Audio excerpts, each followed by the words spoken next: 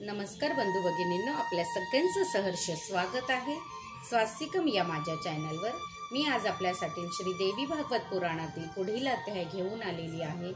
तरी आपण सगळ्यांनी हे श्रवण करावं आणि आपल्याला माझे व्हिडिओ जर खरंच आवडत असतील तर आपण नक्कीच माझ्या चॅनलला सबस्क्राइब करा। मी अशीच पुढे सुद्धा आपल्यासाठी व्हिडिओज घेऊन येणार आहे आणि माझ्या चॅनलला लाईक करा।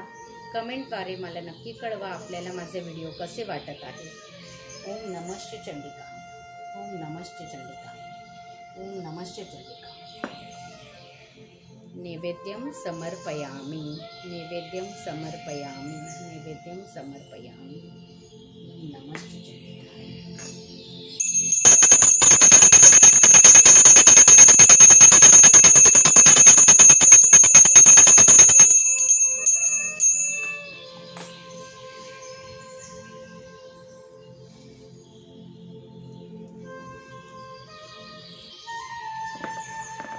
ओम नमस्ते चंडिका, ओम नमस्ते चंडिका, ओम नमस्ते चंडिका, ओम नमस्ते चंडिका, ओम नमस्ते चंडिका।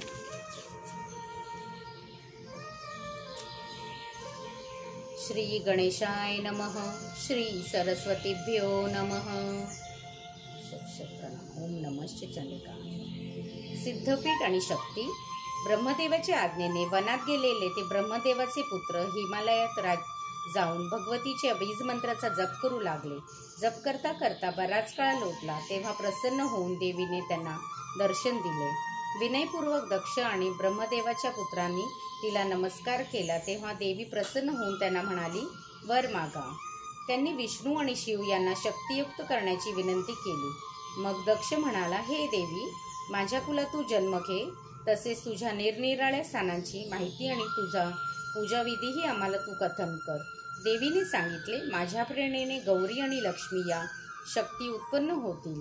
तसेच मला प्रसन्न करणारा मंत्र मायाबीज मंत्र आहे। माझ्या पूजेचे स्थान संपूर्ण विश्व आहे। ध्यानाला योग्य स्वरूप, विराट रूप, सच्चिदानंद स्वरूप किंवा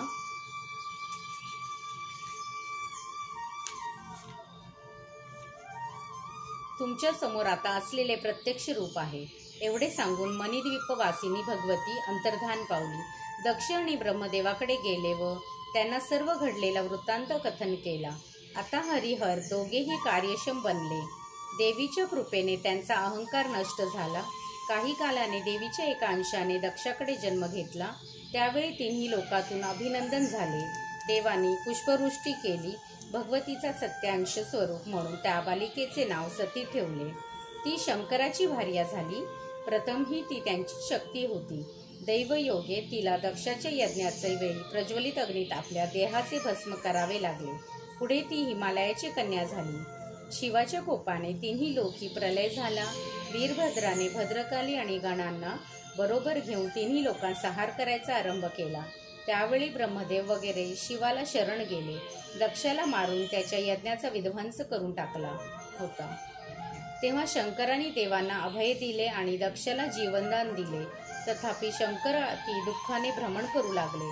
त्यांना ज्या ज्या ठिकाणी त्याची अतिशय आठवण झाली त्या त्या ठिकाणी तिच्या स्मृतीप्रित्यर्थ तिच्या प्रतिमा स्थापन केल्या गेल्या। व्यास म्हणाले, हे राजा, मी तुला आता त्या देवीपीठाविषयी कथन करीतो।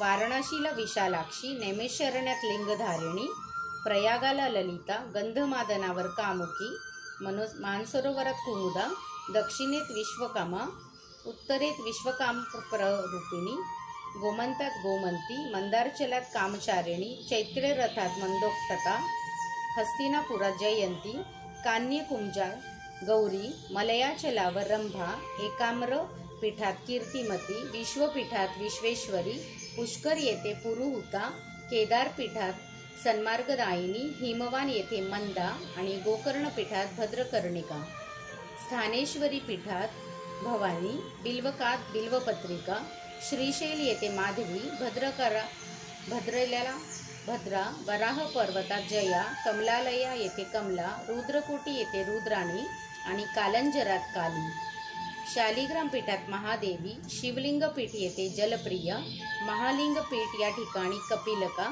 मोकाट येथे मुक्तेश्वरी, मायापुरीत कुमारी, संतान येथे ललितांबिका, गयेत मंगला, पुरुषोत्तम पीठात विमला, सहस्राक्ष येथे उत्पलाक्षी, हिरण्याक्षमध्ये मोहत्पला, विपाक्षा येथे अमोघाक्षी, पुंडवर्धन पीठात पांडला, सुपावर्षमध्ये नारायणी, त्रिकुटमध्ये रुद्ररूप सुंदरी, विपुल येथे विपुला, मलयाचलामध्ये कल्याणी, सह्याद्री पर्वतात एकवीरा, हरिश्चंद्र पीठात चंद्रिका, रामतीर्थमध्ये रमणा, यमुना पीठात मृगावती, कोटी तीर्थ येथे कोटवी, माधववनात सुगंधा, गोदावरी येथे त्रिसंध्या, गंगाद्वार येथे रतिप्रिया, शिवकुंडमध्ये शुंभानंद, देवकी तटपीठात नंदिनी, द्वारावती येथे रुक्मिणी, वृंदावनात राधा, मथुरा येथे देवकी, पाताळात परमेश्वरी, चित्रकूटात सीता, विंध्याचलात विंध्यावासिनी, करवीर क्षेत्री महालक्ष्मी, विनायक पीठात उमा,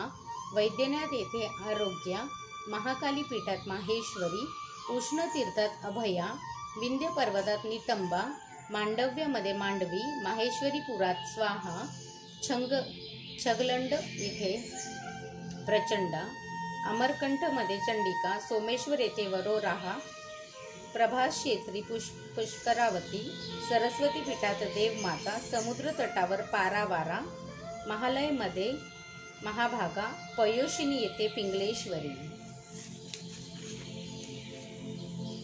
कृतशौच तीर्थ येथे सिंहिका, कार्तिक क्षेत्रामध्ये शांखबरी, वर्तक पीठात उत्पला, सोन नदीच्या संगमावर लोला आणि सुभद्रा, सिद्धवनात माता लक्ष्मी, भारतश्रमात अनंगा, जालंधर येथे विश्वमुखी, किष्किंधामध्ये तारा, देवदारवनात पुष्टी, काश्मीर मंडलात मेधा, हिमाद्री पर्वतात भीमदेवी आणि विश्वेश्वर क्षेत्री तृष्टी, कपालमोचन पीठात शुद्धी, कायावरोहन क्षेत्रात माया, शंखोद्वार येथे धरा, पिंडारक क्षेत्री धृती, चंद्रभागा तटावरील क्षेत्री कला, अच्युतन पीठात शिवधारिणी, वेना नदी तीरावर अमृता, बद्रीवनात उर्वशी, उत्तर कुरुक्षेत्रात औषधी, कुशद्वीपात कुशोदका, हेमकुटात मनन्मता, कुमुदपीठात सत्यवादिनी, अश्वत्थ तीर्थात वंदनीय, वैश्रवणालय येथे निधी, वेदवन क्षेत्रात गायत्री, शिवाच्या सानिध्यात पार्वती,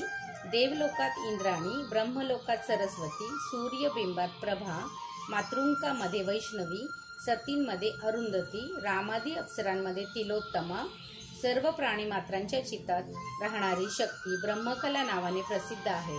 हे जन्मेजया वर सांगितलेले 108 पीठे आहेत. या सर्व ठिकाणी देवी विद्यमान असते हे सिद्धपीठे समजतात. राजा या पीठांची यात्रा करावी, यथाशक्ती भोजन घालावे. यात सुवासिनी, कन्या, ब्रह्मचारी तसेच चांडा यांना भोजन द्यावे व मुक्ती प्राप्त करावी. श्री देवी पर्णमस्तु. शुभं भवतु, शुभं भवतु, शुभं भवतु. ओम नमश्च चंडिकाय. ओम नमश्च चंडिकाय. ओम नमश्च चंडिकाय.